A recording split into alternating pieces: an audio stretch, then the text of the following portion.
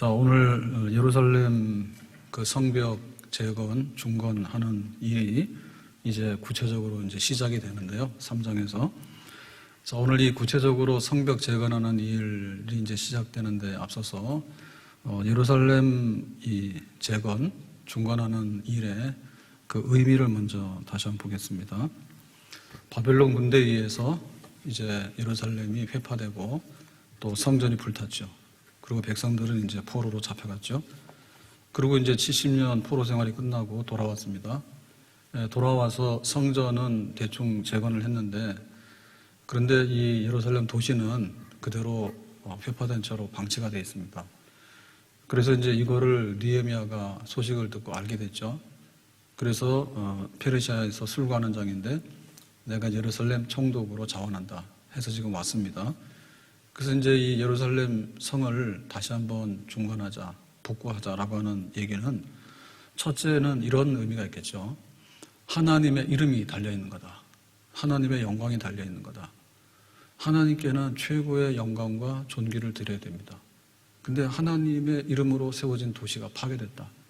근데 70년이 지나고 또 80년, 90년이 지났는데 아직까지도 그 무너진 채로 방치됐다. 이거는 뭐 실수라고 볼 수도 없죠. 그래서 수십 년, 100년이 넘어가게 되니까요. 그렇다면 하나님의 이름을 이렇게 정말 더럽혀서 되겠는가? 거룩한 열정이 우리 속에 있어야 되겠다. 너희는 먼저 그의 나라와 그의 의를 구하라. 그러면 하나님 앞에서 해야 될 일이 뭘까? 제일 먼저 해야 될 일이 예루살렘 성벽 재건하는 일을 해야 되지 않을까? 하나님의 이름을 다시 한번 회복해서 찾아야 되지 않을까? 이런 겁니다. 이제 두 번째로는 현실적인 생활입니다. 현실적인 생활이 지금 이 예루살렘이 성이 무너져 있으면 그야말로 이거는 뭐 아무것도 아니죠. 성전이 있다 하지만 그 성전의 기능이 제대로 될 수가 없잖아요. 우리가 코로나 때문에 모이는 거 하지 마라 해가지고 교회도 지금 예배를 못 드린 지가 한 달이 지났어요. 그러면은 그 성벽이라고 하는 것은 안전장치지 않습니까? 근데 그 안전장치가 없다는 얘기는 예배당에서 뭐합니까? 이방 사람들이 와서 항상 위협하고 침략하고 밟고 다니고 그런다면은 이거는 뭐 아무것도 안 되잖아요. 그래서 예루살렘 성벽 재건이라고 하는 얘기는 결국에는 예루살렘 성전의 안전 그리고 성전이 제 기능을 발휘할 수 있도록 하는 거. 그리고 이제 영적 생활의 중심이지 않습니까? 그러니까 영적 생활의 모든 것이 새롭게 이렇게 세워지려고 하면은 이 성벽이 견고하게 다시 회복이 돼야 되는 거죠. 그러니까 이제 일상생활에 대한 회복이고 또 신앙생활에 대한 회복이고 성전을 안전하게 출입할 수 있는 그런 모든 회복이 이 성벽 재건에 달려 있는 겁니다. 자, 세 번째로 이 성벽 재건의 의미는 뭐냐면 영적 재건이에요. 영적 재건. 그래서 요한계시록 21장 1절에 보면 이런 말씀이 있는데요. 내가 새 하늘과 새 땅을 보니 처음 하늘과 처음 땅이 없어졌고 바다도 다시 있지 않더라. 그래서 이제 하나님이 태초에 천지를 지으시다. 그러니까는 천, 하늘, 지, 땅, 하늘과 땅을 지으셨는데 처음에. 근데 이제 이게 죄로 물들었잖아요. 그래서 하나님이 요한계시록에 보니까 세상을 새롭게 할 때 새 하늘과 새 땅을 주신대요. 새 하늘과 새 땅. 그래서 이 우리가 살고 있는 이 우주 만물의 하늘과 땅이 전혀 새로운 하늘과 땅으로 그 질적인 변화가 옵니다. 지금 코로나 때문에 좀 세상이 전혀 다른 데로 가고 있는데, 근데 이제 4월 이쯤 되면 우리가 마스크를 쓰긴 써야 되는데, 지금은 뭘 씁니까? 바이러스 때문에 마스크를 쓰잖아요. 근데 지난번에는 뭐 때문에 쓰죠? 미세먼지 때문에 쓰죠. 그러니까 이 하늘과 땅이 오염이 돼 있잖아요. 그러니까 이제 미세먼지로 오염이 되면 미세먼지가 없는 코로나 때문에 공장 안 하고 사람들 이동이 없고 하니까 공기는 옛날보다 훨씬 좋아요. 좋은 점도 있어. 그러니까 이제 하나님께서 새 하늘과 새 땅을 주신다. 그러니까 질적으로 전혀 다른 그런 새로운 세계를 만들어 주신다. 이렇게 얘기를 했고요. 그럼 이제 하늘과 땅만 있으면은 거기에 뭐가 있느냐? 아무것도 없으면은 텅 비었잖아요. 그래서 사람들이 모여서 사는 동네가 있고 이 동네의 중심은 뭡니까? 도시가 있고 이 도시의 상징이 바로 성이죠. 성. 자, 그래서 21장 2절에 보니까 이렇게 말하죠. 내가 보매 거룩한 성 새 예루살렘이 하나님께로부터 하늘에서 내려오니 그랬죠. 그러니까 이제 새 하늘과 새 땅이 임할 때 그 중심에 도시가 뭐냐면 예루살렘이에요. 근데 이 예루살렘이 새 예루살렘인 거예요. 거룩한 성 예루살렘인 거예요. 그러니까 이 얘기가 요한계시록의 마지막 장면이잖아요. 그러니까 우리는 예수를 믿어서 구원을 받았단 말이에요. 구원을 받았는데 우리의 구원받은 것이 지금 완전하게 끝난 건 아니에요. 네, 우리의 구원은 받았지만 우리 구원받은 우리의 역사는 아직도 미래의 그 종착점을 향해서 달려가고 있습니다. 그러니까 미래에 우리 구원의 완성된 것을 그려봐라 라고 얘기를 하면 지금 살고 있는 이 세상에다가 칠을 하기를 새하늘과 새 땅이라고 칠을 하는 거고, 우리는 지금 고향지에 살고 있잖아요. 혹은 대한민국에 살고 있잖아요. 혹은 뭐 대한민국이라도 옛날에는 초가집에 살았지만 지금 아파트에 살고 있잖아요. 그러니까 2020년도에 이러한 도시에서 우리가 살고 있다고 얘기를 하는데 이게 마지막은 아니거든요. 마지막은 새 예루살렘이에요. 그러니까 하나님께서 지으신 도시, 하나님의 백성들이 모여서 사는 도시, 이제 그게 이제 이루어질 거예요. 새 예루살렘이. 그러니까는 이 하늘과 땅이 새로워지고 도시가 새로워진다. 그러니까 새 예루살렘인데 이 새 예루살렘 어디서부터 내려오냐면 사람들이 모여가지고 아파트 20층 진짜 30층 진짜 해가지고 땅에서부터 이렇게 올라오는 거는 이거는 낡은 거예요. 지금까지는 전부 다 사람들이 손으로 지어서 이렇게 올렸잖아요. 근데 마지막에 이루어질 그 영원한 구원의 완성된 세상은 하늘부터 새로운 도시가 이렇게 내려온다고. 전혀 다른 도시. 이런 게 내려온다고. 그러면 여기서 이제 사는 사람들은 누구냐라고 할 때, 지금 우리들이 거기서 살기는 어렵죠. 다 부활한 사람들. 예수님의 이름으로 이제 새로운 생명을 얻어서 영생을 얻어서 부활한 사람들이 사는 거고요. 그러니까 예수님이 다시 오신다. 예수님 다시 오실 때 하늘과 땅이 전혀 새로워진다. 하늘과 땅이 새로워질 때 새로운 도시가 건설되는데 그것은 새 예루살렘이다. 그건 하늘에서부터 내려오는 도시다. 근데 이 도시의 시민으로 사는 사람, 그 사람이 누구냐? 신랑은 예수님이고 신부는 교회 예수 믿는 우리들이고, 그래서 예수 믿어서 부활한 사람들이 살게 되는 새로운 삶의 터전, 그게 우리 앞에 있을 거라고요. 그러니까 우리의 구원은 지금 이렇게 받았지만은 우리의 구원은 또한 100년 후에 혹은 10년 후에 100년 후에 언젠가는 모르지만 완전한 구원이 이루어질 그날을 향해서 지금 속력을 가해서 이렇게 달려가고 있단 말입니다. 그래서 지금 느헤미야 얘기를 하게 될 것 같으면 구약시대란 말입니다. 구약시대. 그러니까 지금 우리는 2020년을 살고 성경을 읽고 있단 말이에요. 근데 느헤미야 구약시대인데 구약의 마지막 역사인데 그때는 뭐냐면 하나님께서 하나님 백성을 이스라엘 백성들을 선택했다니까. 그리고 이스라엘 백성들이 살고 있는 중심 도시가 예루살렘이에요. 다윗이 건설한 예루살렘이에요. 그 예루살렘에 하나님의 성전이 있어. 그래서 하나님께 나와서 예배드리고 하나님을 섬기고 하나님을 만날 수 있는 그런 거룩한 성전이 있고 거기에 도시가 있고 거기에 이스라엘 백성이라고 하는 선민들이 살고 있는 그런 상황이에요. 근데 이제 이게 바벨론 군대에서 파괴됐잖아요. 그리고 이제 포로 생활 끝나고 돌아와서 성전은 짓는 등 마는 등 이렇게 했지만은 성벽은 그냥 무너진 채로 있으니까 짐승들이 왔다 갔다 하고 이방인들이 왔다 갔다 하고, 그러니까 느헤미야가 이거 건설해야 되겠다, 다시 중간해야 되겠다. 이 얘기는 뭐냐면 안전의 문제도 있는 것이고 하나님의 이름이 달린 것인데 하나님께서 구원한다고 하는 이 구원의 마지막 그림이 새하늘과 새 땅과 새 예루살렘과 예수 믿어서 부활한 그리스도의 신부된 우리들이 참여하게 되는 그 구원의 영광스러운 미래가 있는데, 그것이 이루어지려고 그러면 지금 여기 무너진 예루살렘이 회복이 돼야 돼요.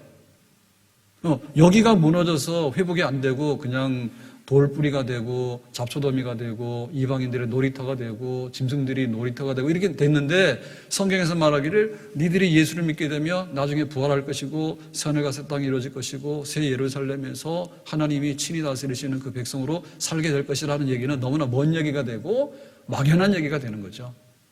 그래서 지금 예루살렘이 다시 회복돼야 된다라고 하는 얘기는 우리의 구원의 확실성과 우리 구원의 미래의 그 영광을 보여주는 디딤돌입니다. 아까 저도 저 영상 제가 하라고 시켰는데 성경 공독하고 나서 저게 갑자기 나오니까, 성경 공독하고 나왔나요? 호수공원 가서 저 혼자 이렇게 저 영상 할지도 모르는 한번 해봤거든요. 근데 목소리가 좀 마음에 안 드네. 할아버지 목소리가. 그래서 제가 한번 쭝얼쭝얼 했어요. 그래서 오늘 목양 편지를 쓴 날인데 뭐 할까 하다가 갑자기 생각이 나가지고 저거 해서 했습니다. 근데 우리가 볼 것 같으면 우리 미래가 보여져야 되는데요. 예루살렘이 무너진 채로 아직도 이렇게 이게 돌더미가 되어 있는데 미래에 영광스러운 것이 있다 이렇게 얘기를 한다. 그거는 너무 막연한 얘기라니까. 그래서 이게 지금 중건이 돼야 되는 거예요. 예수 믿으면 구원받는다? 어떻게 믿어? 무너진 예루살렘이 다시 회복돼야 되지. 그래야지 예수 믿어서 구원받는다. 이 세상이 어떻게 돼? 하나님의 심판으로 멸망받을 세상이야.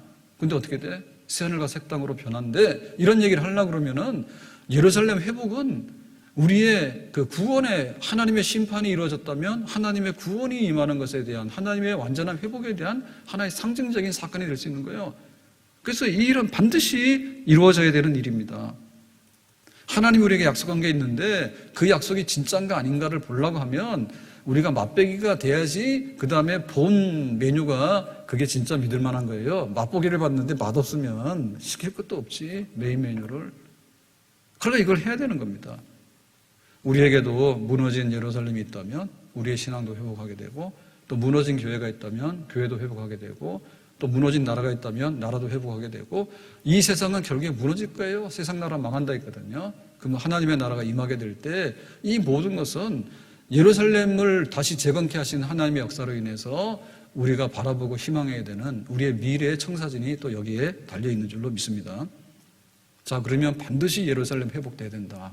우리가 믿는 하나님에 대한 신뢰, 우리가 믿었던 약속에 대한 신뢰, 우리가 시작한 우리의 구원에 대한 마지막 몸이 다시 사는 것과 영원히 사는 것을 믿습니다. 저리로서 산자와 죽은 자를 심판하러 오시리라 했는데 이 모든 것은 이 느헤미야가 시작하는 성벽 재건이 이루어져야지 우리가 확실하게 그러할 것을 믿는다라고 하는 말이 맞다 이겁니다. 자, 그러면 이제 주제를 바꾸어서 그럼 이토록 의미를 가지고 있는 이 예루살렘 중건하는 일을 누가 하는가? 자, 거기에 대해서 우리가 다시 한번 생각합니다. 자, 이거는 삼위일체 역사입니다. 그러니까 이 무너뜨리는 것은 하나님의 심판인데 하나님께서 허락하신 일이에요. 이스라엘 백성들이 죄를 많이 지니까. 그런데 돌아와서 이제 느헤미야가 다시 이 일을 하게 되는 것도 하나님의 역사예요.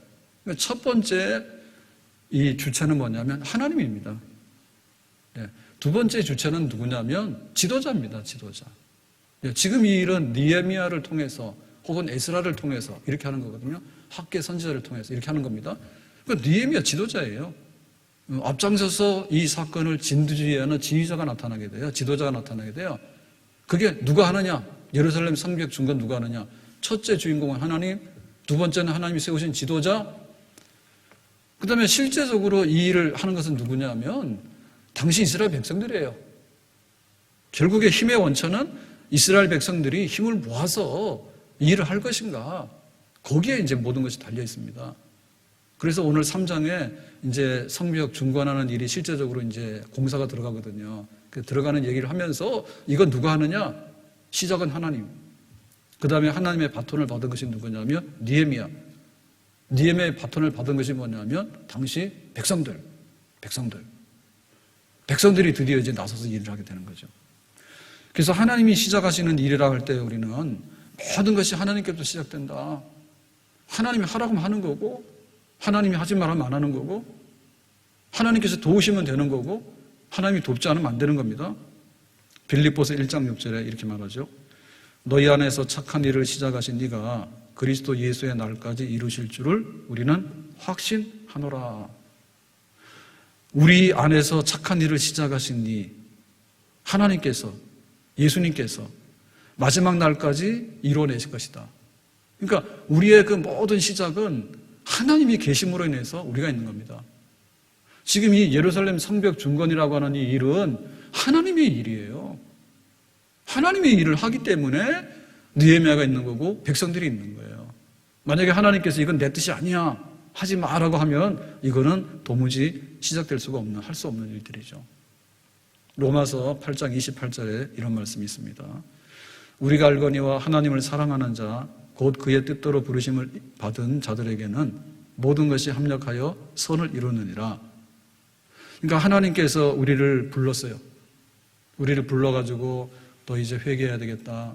그리고 너 이제 믿음을 가져야 되겠다. 그러면 이제 하나님 자녀가 된다. 이제 거룩한 성령으로 인해서 거룩한 성도가 되라. 그래서 이제 우리가 영화로운 하나님 나라에 들어가잖아요. 그러니까 하나님이 구원의 일을 시작하셔서 예정된 너 백성이야 예정해놨다가 때가 되면 부르셔가지고 중생의 생명을 주셔가지고 회개해가지고 믿게 되면은 의롭다함을 주고 하나님의 아들로 양자 삼아 주시고 그리고 거룩한 생활하다가 하나님의 영광스러운 나라로 올라가게 된다. 그러니까는 하나님이 그 하는 모든 일, 합력의 선을 이루신 일, 이것이 뭐냐면 맨 앞에 가는 거 있죠. 우리가 이제 기차가 달리잖아요. 그러면 뒤에 있는 열차 1호, 2호 쫙 있는데 모든 게 동력이 있는 건 아니죠. 예, 동력을 가지고 앞에서 끌고 가는 견인하는 그 기관차가 있어요. 그게 힘의 원천인 거예요. 그래서 지금 이 예루살렘 성벽 재건하는 일은 하나님이 하시는 일이다. 그래서 우리가 모든 거에 있어서 하나님께서 우리에게 하신다. 하나님의 사업이고 하나님의 일이고 하나님의 명령이고 하나님께서 우리에게 뒤에서 밀고 있는 일이다. 이 확신이 있어야지 이 모든 일 할 수 있는 거예요. 내가 직장을 간다.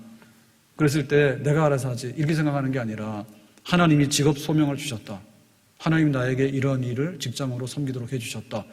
이게 있어야지 한단 말입니다. 내가 결혼해서 가정을 세웠다. 이 가정은 뭐냐? 내가 좋아서 만든 거다. 이렇게 생각하면 안 되잖아요. 하나님이 아담과 하와를 짝지으셔가지고 둘이 하나가 되도록 해라. 하나님이 짝지은 것을 사람이 나눌 수 없다. 하나님께서 일을 시작하셨다. 우리가 교회를 세우는데 교회는 우리가 주식 투자해서 합작한 회사가 아니죠. 하나님 뜻이 계셔서 여기에 교회가 필요하다 그러면 시골교회는 시골교회로 있는 거고 뭐 이렇게 도시교회는 도시교회로 있는 거고 하나님이 출발점이 되는 거예요. 그래서 모든 큰 역사의 첫 번째 단추는 뭐냐면 하나님이 여기에 계시는가. 하나님이 이 일을 지금 시작하신 것이거든요. 느헤미야가 어느 날 술관원장인데 항상 궁궐에서 얼마나 편안하게 잘 살고 있습니까? 근데 어느 날 이 친척들이 왔는데 예루살렘에서 지금 이 성벽이 무너진 채로 있는데 너무 안타깝다고 이런 얘기를 전하잖아요. 그러니까 이제 느헤미야가 그 말을 듣잖아요. 그래서 이 일의 시작도 하나님이 사람을 보내서 말하게 하고 듣게 하고 근데 느헤미야 얼마나 바빠요. 근데 바쁜 중에도 가슴에 와닿아가지고 자기가 수일 동안에 눈물을 흘리면서 그런 안타까운 일이 있어. 예루살렘이 그러면 안 되는데 어찌할꼬? 이렇게 해서 금식 기도를 시작하는데 그 금식 기도를 시작하게 되는 것도 하나님께서 영적으로 느헤미야에게 주시는 은혜죠. 그러니까 하나님께서 여기서 큰 파도가 치고 막 바람이 불어오게 될 때 그 모든 것을 일으키는 지금 예루살렘 성벽 재건이라고 하는 이 거대한 일, 영광스러운 일, 영적으로 예수님 안에서 우리 모두를 구원해서 마지막에 하나님의 구원 역사가 세상 끝에다 펼쳐지게 될 거야. 이걸 하려면 예루살렘 성벽이 무너진 채로는 안 되기 때문에 이걸 보여줘야 되는데 하나님께서 이제 바람을 일으켜가지고 이 운동이 일어나게 되는 거죠. 근데 이거를 딱 받은 게 누구냐면 느헤미야예요. 느헤미야가 나는 아니에요 이렇게 안 했단 말입니다. 나 술관원장이에요. 근데 너무나 그 슬픈 소식에 눈물이 나요. 그리고 나는 항상 음식을 다루고 이 잔치를 다루고 이런 걸 해야 되는데 금식하잖아요. 하나님께서 그런 마음을 주시니까 금식 기도를 하잖아요. 그래서 왕에게 가서 말하잖아요. 네 얼굴이 안 좋은데 왜 그래? 라고 했더니 사실 나에게는 하나의 기도 제목이 있습니다. 내가 수개월 동안 4개월 5개월 동안 금식 기도하고 있는데 우리 조상의 성읍인 예루살렘이 무사한 줄 알았더니 그렇게 엉망진창이 돼가지고 내가 돌아가서 이 성벽 재건해야 되겠는데 라고 했더니 왕이 좋아라고 해서 보내잖아요.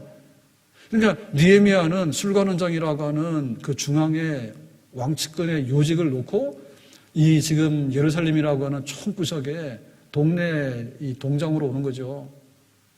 말이 총독이지 예루살렘 인구도 얼마 없는데 그 초원에 그 관리로 오는데 그러니까 자기 헌신이 있는 거잖아요. 그 지도자의 역할이죠. 자기가 헌신합니다. 자기 것을 내려놓습니다. 그래서 와서 일하는 데 있어서도 영적으로 일을 하죠.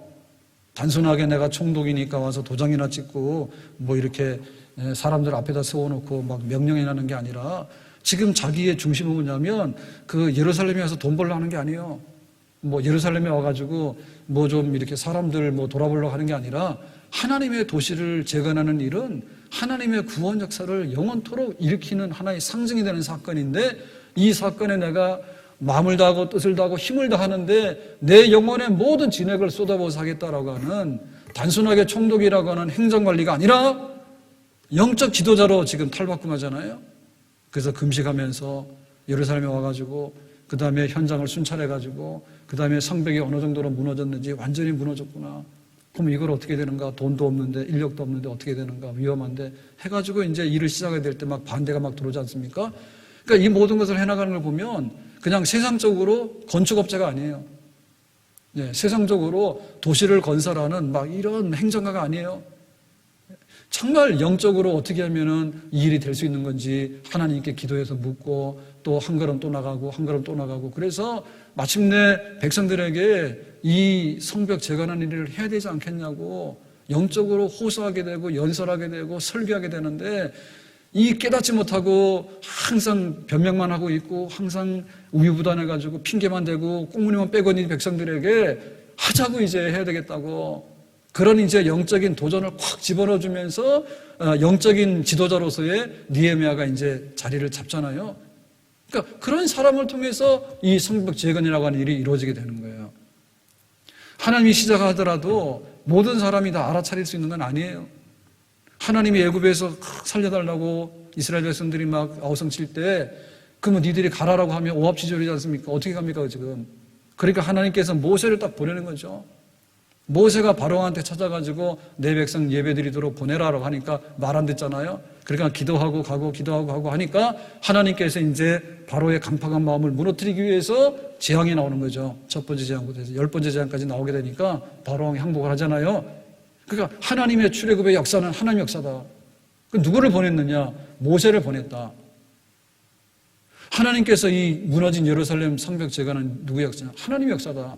누구를 보냈느냐? 느헤미야를 보냈다. 하나님의 지도자가 있어야지 이 모든 일들이 펼쳐지게 되는 거예요. 자, 그런데 여기서 더 나가서 하나님이 아무리 일을 일으켜가지고 태풍이 불었습니다.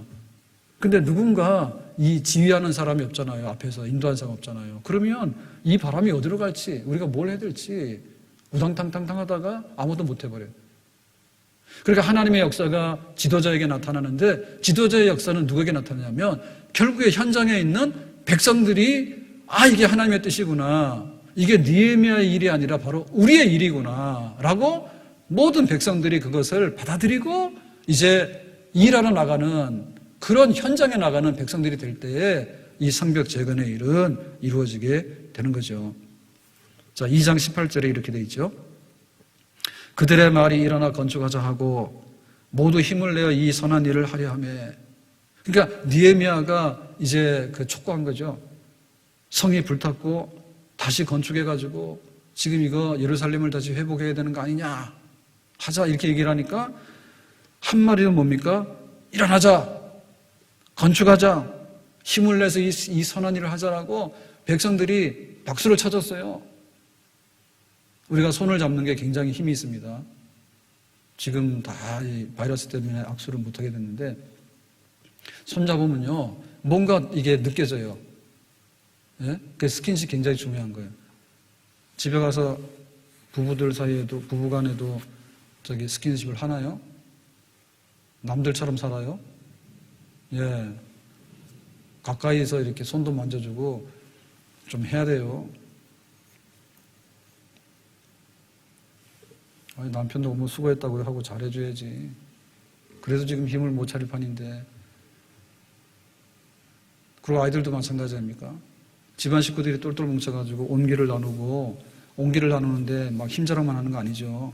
그게 아니라 서로 좋은 얘기를 하고 그리고 서로 좀 격려해주고 함께 기도 제목도 나누고 이렇게 해야지 되지. 하나님이 우리 가정을 지켜주세요. 하나님 지켜주신다. 누굴 통해 지켜줘? 뭐 가정에 나가서 일해야 되는 거 아니에요? 엄마가 나가서 가정에 이 일 돌보고 애들 양육하고 하는 일을 해야 되는 거 아니에요? 그런데 정말 막 하나님이 막 역사하고 그 다음에 막 부모가 역사하는 거예요. 근데 남편은 역사하는데 부인은 집 나갔어. 그럼 어떻게 돼? 그 집 안 되는 거지 뭘. 그래서 그 우리 아이들이 교육이 굉장히 중요한데 니들 좀 이렇게 공부 좀 잘해가지고 앞으로 좋은 사람 됐으면 좋겠다. 그런 건 다 하잖아요. 그럼 하나님께서 뜻이 없을까? 니들 집에 자식을 못 되라. 하나님의 뜻이 그럴까? 그런 거 아닌 것 같아. 그러면 아빠는 나가서 열심히 일하고 엄마는 정말 현모양처가 돼가지고 남편을 막 잘 섬기고 그 다음에 또 아이들한테 대해서도 현모잖아, 현모. 그러니까 아이들한테 대해서도 막 사임당처럼 이렇게 훌륭해가지고 인격적인 감화를 주고 막 글을 깨우치고 막 이렇게 뭐 해야 되겠죠. 근데 문제가 뭐냐? 마지막에 가서 보면 애들이 책임지는 거예요. 애들이 책임지는 거예요. 하나님이 아무리 은혜를 쏟아부어줘도 야들은 게임밖에 안 해. 아빠가 그냥 그렇게 힘들게 해가지고 학원비 갖다 대도 학원도 안 가고 게임방 돌아다니면서 땡땡이 치고 있는 거야. 그럼 어떻게 된 거야? 엄마만 쏙 타는 거예요. 얘야 공부하라 해가지고 집어넣어놨어. 그랬더니 얘는 공부 안 하고 뭐 딴짓하고 있는 거예요. 그래가지고는 시간 되면 이제 간식에서 공부 열심히 하느라고 갖다 주고 했는데 보니까 엎어져서 자고 있고 이러면 어떻게 돼? 안 되지. 결국에는 현장에 있는 그 움직여야 될 사람이 움직여야 되잖아요. 네? 움직여야 될 사람이 움직여야 되지. 자녀들이 움직여줘야지 그 부모의 수고가 열매를 맺을 수 있는 거고 하나님의 축복이 그래서 담기는 거지. 아이들이 그냥 친구를 따라갔는데 친구가 다 나쁜 애들이야.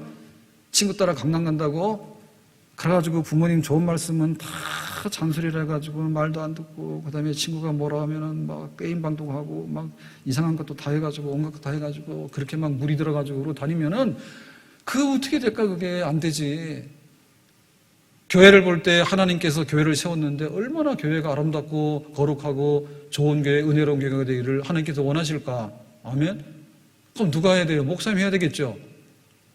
예? 목사님 와서 목양하는데 양들을 돌보고 오늘도 막 이렇게 5시 전에 나가면서 시간 보니까 금요일 5시 되면 이제 목양 편지 하는 날입니다. 그래가지고 오늘 보니까 가야 되는데 시간도 없고 한데 갑자기 또 막 생각이 났습니다. 하나님께서 그런 영감을 막 주셔. 그래가지고 영상 저 혼자 바람 쐬러 간 적이 있어요, 낮에. 그래가지고 며칠 전에 혼자 가가지고 이렇게 쫙 돌려가지고 했는데 그 생각이 나가지고 딱 한 다음에 호수공원에 부모놨습니다. 그런데 우리에게 부모하지 않았습니다. 쓱쓱쓱 쳐가지고 박목사 좀 해라. 그걸 던져놓고 갔단 말이에요. 그랬더니 이게 딱 나왔잖아요. 목사님 열심히 해야 되지. 지도자들이 안 하고 어떻게 되냐고, 셀이. 셀 리더들 열심히 해야 돼. 우리 재직들은 얘기했습니다. 지금 제 얼굴 대면하는 데 가서 말 안 듣는데 그렇게 하면 안 돼요. 제가 영상으로 하는 것도 다 나중에 법적 효력이 있어. 제주도 이것 때문에 못 오게 돼, 다 못 모이게 되면은 하루에 한 번씩이라도 교회 마당에 와가지고 통곡의 벽을 붙들고 기도하는 것처럼 해도 괜찮아. 안 말려. 그러니까 그 정도 애정 가지란 말이에요. 지도자들이 바로 서야죠. 셀 리더들이 바로 서게 되고, 권사님들이 바로 서게 되고, 장로님들이 바로 서게 되고, 막 그렇게 해야지 교회가 뭔가 되지고 서야 될 기둥들이 다 흔들어가지고 금이 가고 부러지면은 하나님이 아무리 교회에다 뭘 하고 싶어도 뭐가 되냐 안 되지. 그럼 교육자들이 부지런히 살펴야 됩니다. 농사가 잘 되려고 하면요, 그냥 던져놓으면 안 돼요. 가서 매일같이 가서 해야 될 일이 있는 거예요. 그걸 살펴야 됩니다. 요즘에는 이제 과학적으로 많이 발전이 돼가지고, 영농도 이제 과학기술을 하잖아요. 근데 과학기술을 하는데 아무리 과학기술이 좋아도 하여튼 가봐야지 돼. 가봐야지 물이 모자란지 뭐가 인지 알게 되고 고기를 잡는데 바다를 싫어하는 어부가 어떻게 고기를 잡냐고. 그러니까는 바다에 나가서 물때는 언젠지 지금 철 따라서 고기들이 왔다 갔다 하니까 지금은 무슨 고기를 잡는 데인지 그걸 다 알아가지고 그래서 나중에 이제 장비에 도움받으면 좀 더 나아지겠죠. 어쨌든 간에 파도가 거칠어도 바다에 나간다. 성실하고 그런 사람이 있어야지 어부가 되는 거지. 교회의 영적 부흥이 오게 되고 하나님의 구원 역사 이루어지려고 하면 지도자들이 헌신하는 부분이 있어야 돼요. 근데 아무리 밥을 떠먹여줘도 먹기 싫은 사람이 입 다물고 뿌리치면은 그거는 소용이 없는 거예요. 지금 예루살렘 성벽 재건하자는데 느헤미야가 혼자 이걸 어떻게 합니까, 이거를. 지금 이방인들 사가져 와서 할 수 있는 상황도 아니에요. 왜냐하면 거룩한 도시가 이방인들에게서 밟혔는데 이 수치를 벗어버리고자 하는데 어떻게 또 이방인들을 돈 주고 사와가지고 일시키고 있냐 말입니다. 돈도 없을 뿐더러. 그런 방식으로 하면 안 되는 거죠. 그러니까 하나님 우리가 못나서 그렇습니다. 우리가 죄를 지어서 바벨론 군대가 와가지고 다 파괴되고 이방인이 됐고 우리가 너무나 무관심해가지고 이 성이 지금 무너진 채로 있는데 우리의 잘못입니다라고 해서 눈물로 회개하면서 이제 와가지고 노동하는 거죠. 예, 돌을 쌓고 그 다음에 성벽을 쌓고 그래가지고 구간을 만들어가지고 쭉 연결해서 이제 성을 완성해야 되잖아요. 누가 해야 됩니까? 백성들이 해야 되는 거예요. 백성들이. 성도들이 움직여줘야 돼요. 성도들이 움직여가지고 그 일이 이루어지도록 해줘야 되는 것이지, 아무리 뭔가를 하려고 끌어도 실제적으로 굴러가는 바퀴가 있고 실제적으로 움직이는 물건이 있어야 되는데 그게 없으면은 다 빈 수레바퀴는 될 수가 없다고 말입니다. 없다고 말입니다. 그래서 우리의 그 모든 역사는 하나님으로부터 지도자로부터 오지만은 우리 모두의 땀과 진액이 모아져서 함께하는 결과로 온다.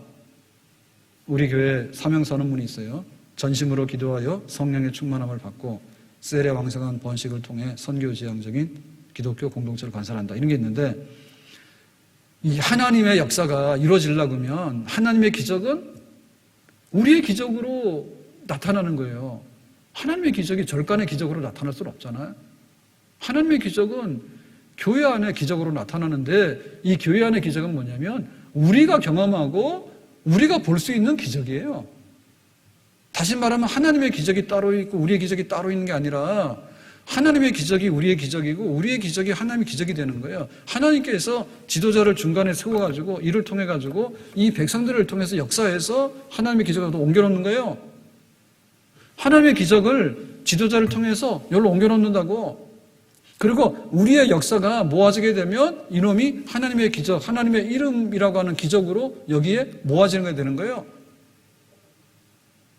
그래서 이 성벽 재건의 역사와 도시 재건의 역사는 백성들의 힘이고 백성들의 땀과 진액이 모아져서 이루어지는 사건이다. 하나님은 절대로 실패하지 않습니다. 근데 우리가 딴전을 부리고 우리가 아니라 그러고 우리가 반쯤만 하고 하는 신용만 하게 되면 그건 우리의 실패예요. 하나님은 절대로 실패 안 해. 근데 우리가 등을 돌리고 우리가 계령을 부리고 우리가 주머니를 따로 차게 되면 그것은 하나님의 실패가 아니라 바로 우리들의 실패입니다. 우리들의 실패. 이스라엘 백성들이 홍해바다를 육지처럼 건너가게 됩니다. 하나님의 역사죠. 하나님께서 홍해바다를 딱 갈라가지고 육지로 만들어놨잖아요. 그러니까 누구를 통해서 이렇게 했습니까? 모세. 백성들이 와가지고는 애굽에서 있었으면 이런 일이 없었는데 우리를 바다에 빠져서 물고기 밥 만들려고 했냐? 그러고는 막 뭐라 하잖아요. 모세 보고. 그럴 때 모세가 묵묵히 기도하죠. 그러니까 불신앙하고 불평하고 아우성치는 이 백성들, 못난 백성들 데리고 일하는 게 아니라 모세를 데리고 일했다 하나님께서. 그러니까 모세의 기도를 통해서 홍해바다 갈라놨어. 근데 홍해바다 갈라져도 지금 여기 믿고 따라서 이 홍해바다를 건너가야 될 사람은 누구냐면 이스라엘 백성이요. 다시 애굽으로 돌아갈 수는 없잖아요. 바로왕이 추격하고 오는데 다시 돌아갈 수는 없잖아. 그러니까 하나님의 역사가 모세를 통해서 일어났으니까 이제 묵묵히 이 홍해바다를 걸어서 저쪽 바다 건너편으로 가야 될 백성은 이스라엘 백성이라고. 그것까지 하나님께서 잡아다가 갖다 던질 수는 없잖아요. 네 발로 네가 걸어가야지. 그러니까 하나님의 기적이 백성들이 모여서 오전 내내 종일토록 이렇게 이어져가지고 건너가는 역사를 통해서 다시 홍해바다 건너편에 돌아가게 되는 그런 역사 나타나게 되는 겁니다. 여리고성 역사도 마찬가지예요. 여리고성이 무너져 내리는데 하나님께서 하신 일이죠. 근데 어떻게 했습니까? 여호수아를 통해서 이제 제사장들이 언약궤를 메고 한 바퀴 돌고 마지막에 소리를 질러라 그랬잖아요. 그랬더니 마지막에 따라가는 건 뭐냐면 백성들이란 말이에요. 백성들이 그 언약궤 뒤를 따라가서 성이 무너지게 되니까 여리고성에 들어간 건 뭐냐면 이스라엘 백성들이라고. 여리고성에 하나님 들어간 게 아니라 여호수아만 들어간 게 아니라 지금 여호수아를 뒤따랐던 이스라엘 백성들이 여리고성에 들어가게 된 거예요. 그러니까 우리들이 해야 될 일이 크고 많다 이거예요. 우리가 믿고 이를 따라야 돼. 나 혼자 예루살렘 성을 재건할 수는 없어요. 그렇지만 우리 동네에서 우리 집에서 내가 해야 될 일은 묵묵히 하게 되면 이 성벽 재건이라고 하는 일이 우리의 손을 통해서 이루어지게 되는 거죠. 여기에 화답해야 되는 거예요. 미스바 성에 이런 역사가 있었습니다. 사무엘상 5장 6절에 그들이 미스바에 모여 물을 길어 여호와 앞에 붓고, 그래서 사무엘이 미스바에 모여라, 우리가 성회를 하자. 그랬을 때 물을 깃고라고 하는 얘기는 회개하고, 그날 종일 금식하고, 회개하게 되면 그 회개의 기도가 바로 금식 기도죠. 하고 거기에서 이르되, 이제 사무엘이 말하는 거예요. 우리가 여호와께 범죄하였나이다 하니라 그랬죠. 그러니까는 그 하나님께서 이제 이스라엘 백성들을 좀 이렇게 올려주고 싶은데, 늘 블레셋 사람들한테 약탈당하고 밟히고 사는 거예요. 압제를 당하고. 그러니까 하나님께서 좀 이스라엘 백성 높여주고 싶은데, 블레셋의 굴레에서 좀 벗겨주고 싶은데, 누구를 지도자로 불렀는가 하면 사무엘이에요. 근데 사무엘을 불렀는데 사무엘 혼자 기도하고 사무엘 혼자 금식하고 사무엘 혼자 뭘 해가지고 될 일은 아니에요. 그래서 미스바에 다 모이라고 해요. 총회 다 모이라고 해요. 다 모여. 다 모여서 우리가 회개하고 하나님께 기도하고 이제 이스라엘이 한번 일어나 보자, 부흥하자, 각성하자 라고 하니까 하나님께서 천둥 번개와 우레를 보내가지고 이기게 하시고 에베네셀 도움의 도를 통해서 블레셋을 이기는 그런 승리의 기념비를 세우게 되는 거죠. 그 마지막의 역사는 그 백성들의 역사입니다. 세겜에 이스라엘 백성들이 모였습니다. 언약식을 하는데 여호수아 24장 16절에요. 백성이 대답하여 이르되 우리가 결단코 여호와를 버리고 다른 신들을 섬기기를 하지 아니하오리니 그랬습니다. 그래서 여기 여호수아가 이제 나 죽을 때가 다 됐어. 근데 하나님께서 출애굽해가지고 광야 40년을 쭉 왔는데 내가 증인이잖아.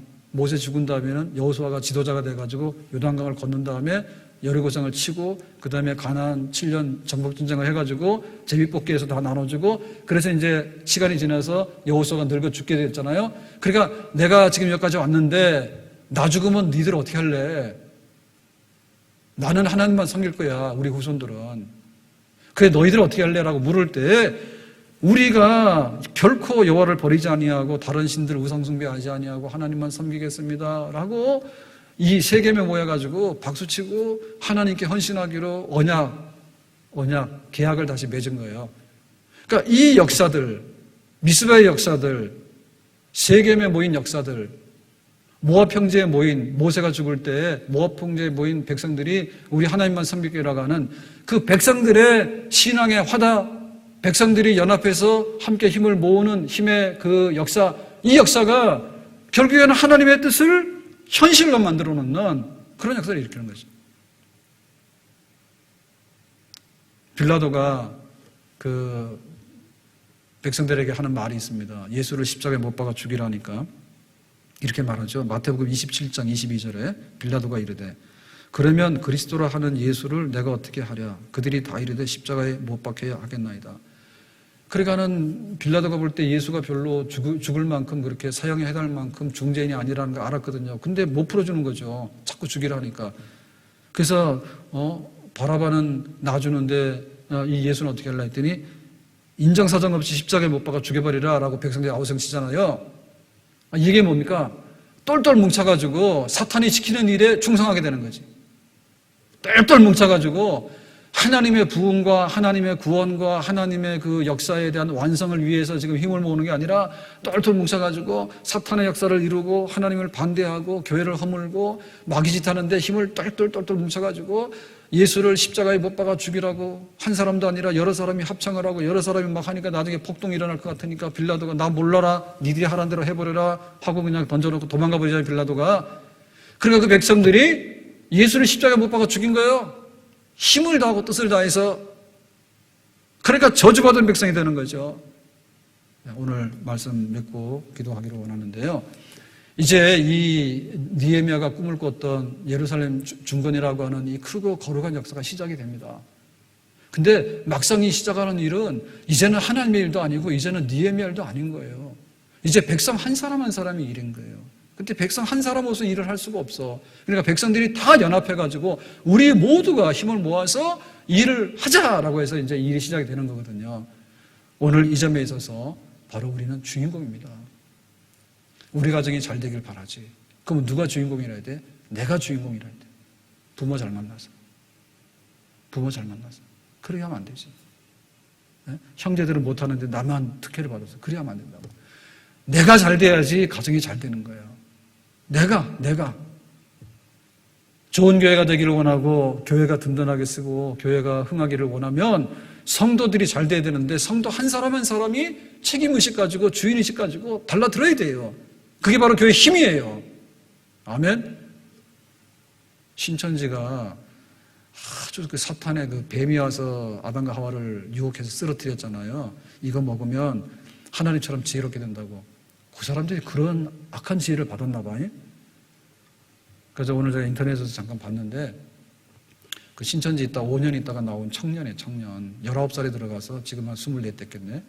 이제 군대도 갔다 오고 그래서 한 5년 동안 있다가 나왔대요. 그래서 신천지가 어떤가 좀 뭐가 잘못됐는가 이거를 책으로 이제 쓰고 있대. 아직 안 나왔는데 기자 인터뷰에서 나온 얘기 중에 그런 얘기 있다.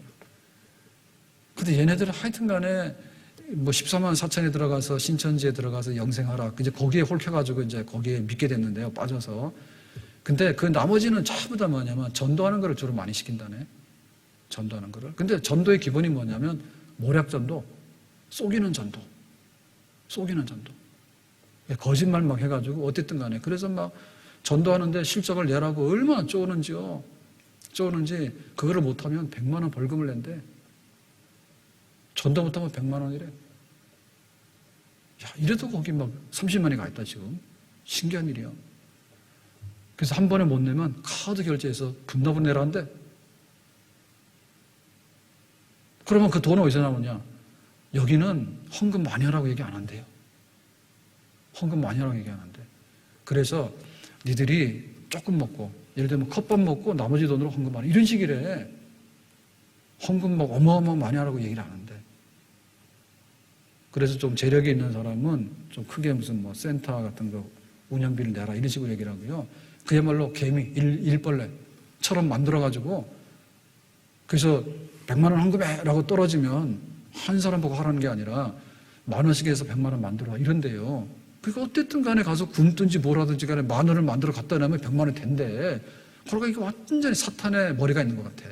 하여튼 간에 막 끌고 모으는데 전도하는 것도 마찬가지고 전도 대상자 도망갈까 봐요. 학교 공부를 안 하고 그거 감시하고 있대. 한 사람 전도 대상자로 찍으면은 여러 명이 달라붙어가지고 막 신상파악 다 하고 뒷조사 다 하고 해가지고 얘가 무슨 연애를 했는지 관심사가 뭔지 부모 환경이 어떤지 막 이거를 다 조사해가지고는 막 몇 명이 붙어가지고 하는데 어떻게 할 수 없을 정도로. 그러니까 학교 가서 공부를 하겠냐? 공부 안 한대. 그래서 보니까 뭐냐면 그 한 사람 한 사람에 대해서요, 전도에 대한 책임이라든지 헌금에 대한 책임이 이런 거를 엄청나게 줘놓는가 봐. 예?